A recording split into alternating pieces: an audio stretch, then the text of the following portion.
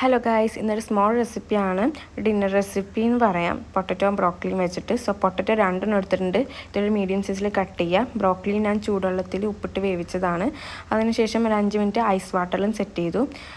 അപ്പോൾ ഒരു ബൗൾ എടുക്കുക, പൊട്ടറ്റോ ഇടുക, ബ്രോക്കലിയും ഇടുക. എന്നിട്ട് അതിനകത്തേക്ക് കുറച്ച് ഉപ്പ്, പിന്നെ ഒരു 1/2 ടീസ്പൂണോളം മഞ്ഞൾപ്പൊടി, ടർമറിക് പൗഡർ, പിന്നെ ഒരു 1/2 ടീസ്പൂണോളം മുളക് പൊടി, കാശ്മീരി ചില്ലി പൗഡർ, പിന്നെ കുറച്ച് മല്ലിപ്പൊടി, കൊറിയാൻഡർ പൗഡർ, പിന്നെ ഒരു 1/2 ടീസ്പൂണോളം കുരുമുളക് പൊടി, പെപ്പർ പൗഡർ.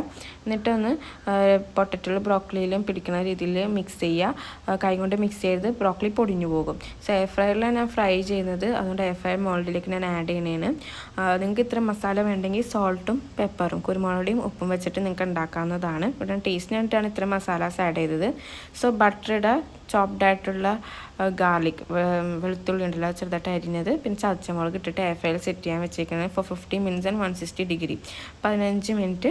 ആഫ്റ്റർ 50 മിനിറ്റ്സ് നമുക്ക് 5 മിനിറ്റ്സിന് ശേഷം അത് ഓപ്പൺ ചെയ്യാം. അപ്പോൾ ഓപ്പൺ ചെയ്യുമ്പോൾ തന്നെ കാണാം നിങ്ങൾക്ക് നന്നായിട്ട് കുക്കായിട്ടുണ്ട് ബോത്ത് ബ്രോക്കലി ആൻഡ് പൊട്ടറ്റോ. ഇത് ഓയിൽ ഇല്ലാണ്ടാണ് ഉണ്ടാക്കിയത്. കുറച്ച് ബട്ടർ, നിങ്ങൾക്ക് പാനിലാണ് ചെയ്യുന്നുണ്ടെങ്കിൽ പൊട്ടറ്റോ ആദ്യമേ വേവിക്കുക, എന്നിട്ട് ബട്ടറോ എണ്ണ ഇട്ടിട്ട് നിങ്ങൾക്ക് റോസ്റ്റ് ചെയ്യാവുന്നതാണ്. സോ അത്രേ ഉള്ളൂ. Thank you for watching. By.